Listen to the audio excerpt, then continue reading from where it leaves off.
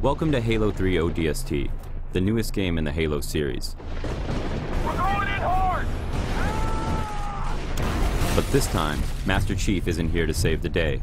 You're a human soldier, but not just any soldier. You're an orbital drop shock trooper, an ODST. ODSTs drop behind enemy lines, from miles above the surface of a planet.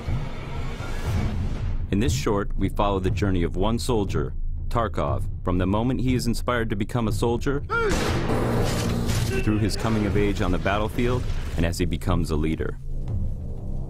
Our story begins with a military funeral.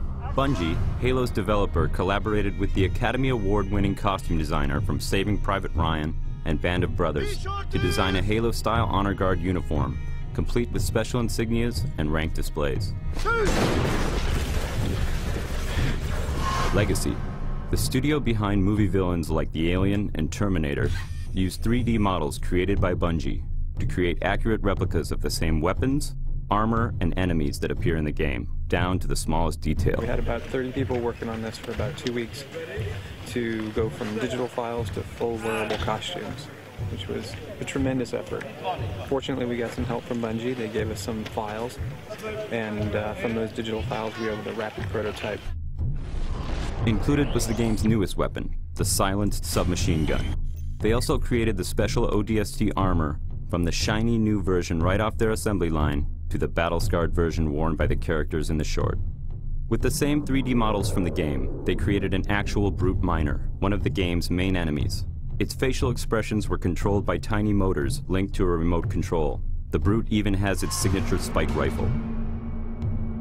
Paratroopers today use parachutes, but 500 years from now, the parachute has been replaced by a drop pod. Drop pod is a single-man method of insertion, so you can think of it almost as a manned bomb. This is the way that ODSTs insert into battle. They drop in from orbit in single-man pods, the doors blow off, and they come out fighting. To replicate a drop, an interior section of a single pod was built. Then the visual effects artists at Asylum created a dizzying freefall view and comped in view screens to show other ODSTs and the pod's various gauges and controls. But some of the biggest stars of the film were the various locations. The battle scene was shot at the bottom of a strip mining coal operation.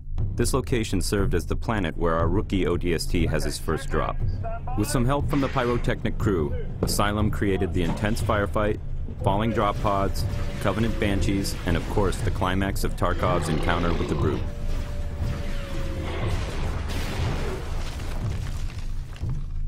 For the funeral, a military cemetery was created inside the cooling tower of an active nuclear power plant.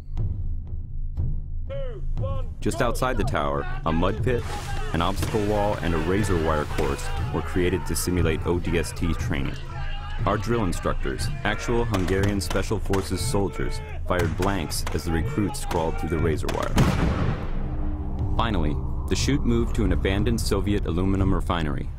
This is the location of the final Battle Cross memorial scene. Tarkov, now older, pays his last respects to a fallen squad mate, then leads his young soldiers into battle once again.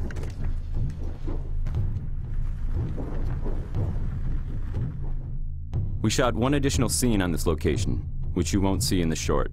In fact, you will only see it here, right now.